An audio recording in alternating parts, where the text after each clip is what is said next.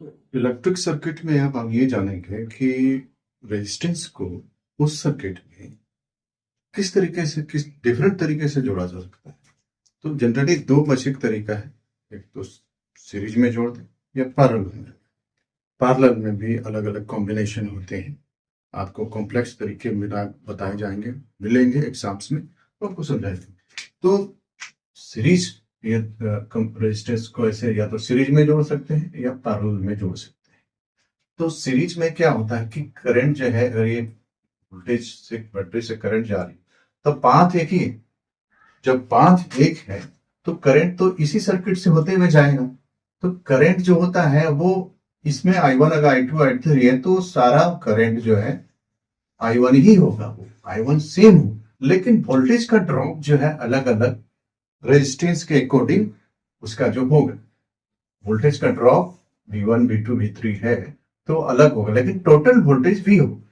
तो इसका अगर हम कैलकुलेशन करें तो क्या होगा, अगर टोटल वोल्टेज V है तो इसमें वोल्टेज V1 V2 V3 है तो वोल्टेज का V2 IR अगर लगाएंगे, I1 IR2 IR2 ऐसे लगा सकते हैं। कॉमन लिया तो R1 R2 आया, I कॉमन आ गया, I V को इधर कॉमन किया तो R1 R2 ये V बाई I R होता है।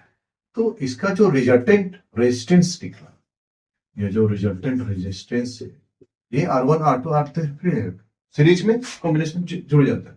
पैरेलल में क्या होता है कि वोल्टेज सबका वोल्टेज ड्रॉप सबके अकॉर्डिंग में साइड में सेम होता है, लेकिन करंट का जो है डिवीजन हो जाता है।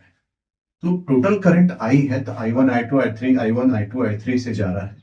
तो अगर हम इसको इस फॉर्मूले को यहाँ पर बिठाएंगे तो V by R1 V R2 R2 R3 V common हो गया, I भी लगाए, I ये जो है R1 ये फॉर्मूला आ रहा है R1 R2 R3, रिजल्टेंट ये होगा। R जो है इसका रिजल्टेंट फॉर्मूले से ऐसे निकला। I जो है सेम होता है, I जो सेम होता है, लेकिन पैरेलल में करंट का डिवीजन हो जाता है। इसमें I1 I2 I3 चला गया।